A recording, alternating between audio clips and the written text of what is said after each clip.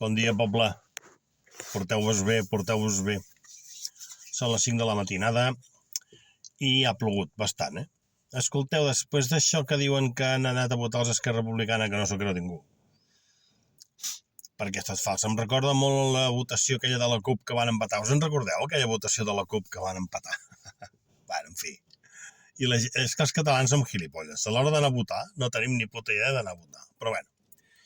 I després de que Esquerra Republicana hagi donat el poder a l'Illa és perillós. L'Illa és un tipus dolent. Molt dolent. És un espanyol espanyolista a l'extrem. He dit espanyol, espanyolista nacional, amb Z majúscula, espanyolista espanyol. D'acord? Ho dic perquè ho sapigueu, aquest tio ens farà molt mal. Bueno, està posat per això. Esquerra Republicana juga això a fer mal a Catalunya des de fa 90 anys, perquè és un partit d'estat.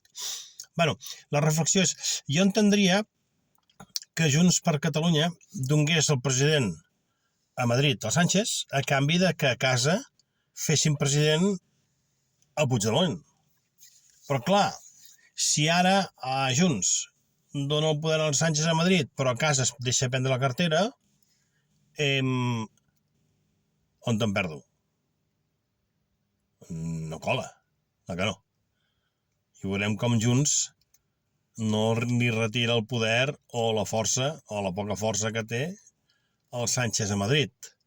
Doncs aquí hi ha alguna cosa que hem de fer una bona reflexió. Tots juguen el mateix, cada un té el seu paper i tots són partits nacionalistes, tots partits d'estat. L'única que queda és l'Orriols, que es prepari que rebarà per tot arreu ara, durant 4 anys rebarà per tot arreu, que és l'única nostrada que ens queda. Ok? Visca Catalunya lliure i porteu-vos bé.